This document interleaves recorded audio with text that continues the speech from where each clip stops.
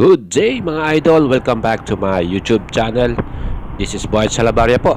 At please like and share this video. At huwag nyo na pong kalimutan na i-subscribe ang ating YouTube channel. Guys, andito po tayo ngayon sa Yamaha 3S Shop dito sa Calasiao, Pangasinan. At nakita po natin itong bagong kulay na variants po ng Mio Sporty. Ang astig ng kulay nitong bagong color na to, ang cyan green na color.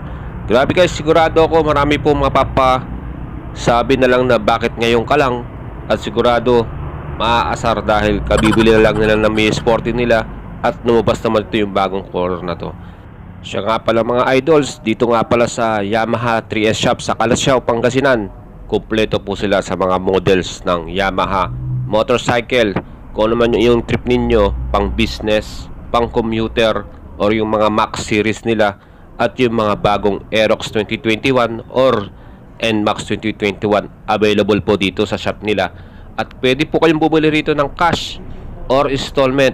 So kung gusto niyo po ng mas marami pang information, paki-check na lang po ninyo ang ating description ng video at makikita niyo po dyan ang telephone number po ng manager dyan, si Sir George. Salamat po kay Sir George at binigyan tayo ng pagkakataon na mag-vlog dito sa kanilang Yamaha 3S Shop. At ayun, mapakita ko po sa inyo itong bagong kulay na Yamaha Mio Sporty. Napakastig ng color na to, cyan green ang color niya. At talagang ito yung mga color na talagang takaw pansin. Pag ito yung daladala mong motor, sigurado mapapansin nila kagad anong ginawa mo rito sa yung Sporty, ba't naging ganyan ang color niyan. Of course, yung kanyang decals, ang astig din ng itsura. Yung pagkasulat ng Mio niya, color yellow. Yung Sporty, medyo malaki, bold yung decals niya. Kitang-kita yung pagkasulat ng Sporty. Yan po ang bagong Mio Sporty ngayon na cyan green color. Guys, kung hindi nyo po alam, ang aking pong service ay isa rin pong Mio Sporty.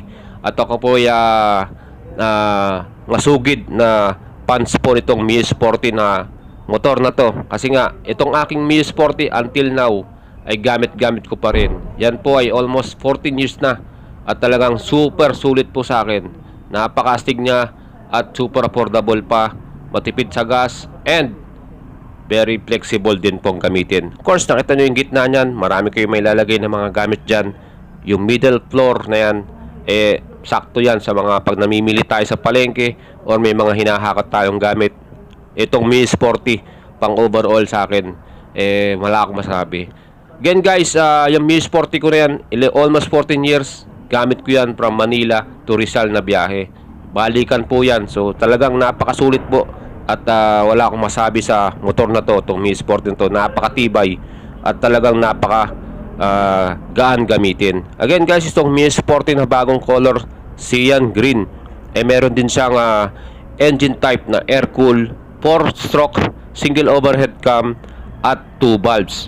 Again guys, single cylinder na po yan at ang displacement po niyan ay 114cc. Yan po guys ang engine at type po ng Mio Sporty. So sa kanyang cc na 114cc ay enough na para sa akin para ma-enjoy ko ang aking rides. So hindi naman tayo nagmamadali, saktong-sakto lang. At ang ganda pa ng forma nito dahil itong color na to na cyan green, takaw pansin niya. Again, yung ating starting system ng Mio Sporty, pwede po yan sa kick at pwede rin po sa electric. At ang kanyang engine oil capacity ay 0.9 liters, almost 1 liter na po yan. At ang kanyang clutch type ay dry centrifugal shoe. Again, ito pong kanyang brake type po niya sa harap at likod. Yung front, naka disc brake po yan. At yung namang rear ay naka drum brake po. So yung pong kanyang panel na yan ay analog, pero very illuminate naman yan. Makikita nyo yung fuel dyan at yung inyong takbo, speedometer, yung inyong trip meter nandyan din. And of course, kung naka headlight kayo, high beam, makikita rin yun dyan, at naka neutral kayo. So yan po yung ating panel. Very simple lang yan, madali po nyong makikita lahat ng mga gusto nyo dyan. And of course, nandyan sa left side na handlebar yung ating namang low beam and high beam, yung busina natin, at yung ating signal indicator sa left and turn at right turn. Of course, may mga glove compartment din yan. Yan po yung sa gilid niya, sa left side and sa right side. Pwede nating ilagay yung cellphone natin dyan sa right side. Sa left side, kaya pong maglagay ng mga bote dyan or mga maliliit na soft drink in can, kasya po dyan.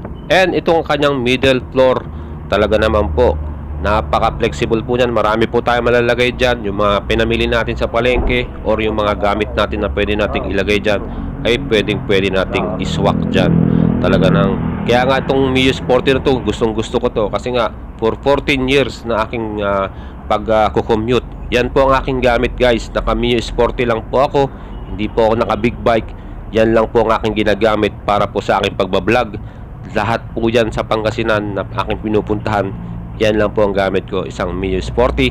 At ako po very proud user po nitong Sporty na to. And this one, kita nyo yung kanyang new pipe system or exhaust system. May nakalagay na parang stainless type dun sa gilid niya.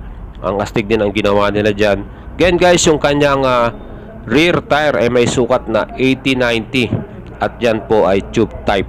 And sa harap naman po, ang kanyang sukat ng tire ay 70-90 tube type din yan. Again, yung kanyang mags, naka black color cast po yan. At yan po ay dati pa pong design yan. And kanyang taillight, panalong-panalo na rin. New design yung kanyang taillight from the old version. Yung aking Mio Sporty 1, ibang-iba na ngayon yung taillight na nakalagay dyan.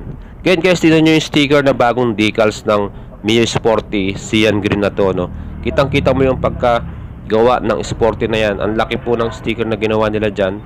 At yung Mio, color yellow yung kanyang combination. And of course, dahil nga sa cyan green, yan, mas kitang-kita po yung sticker na yan na Mio Sporty. So guys, kung gusto nyo pong bilhin itong Mio Sporty, ang suggested retail price po nito ay 67,900. So mga idols, mas marami pang information, please check out nyo lang po ang ating description video at nandyan po lahat yung ating more information about this Mio Sporty, sa presyo niya, installment, at saan po kayo makakabili at sino po yung mga kukontakin ninyo. Again guys, salamat po sa inyong pagpanood. This is Boy Salabarria at please like and share this video at huwag nyo pong kalimutang i-subscribe ang ating channel. Salamat po guys. Ciao!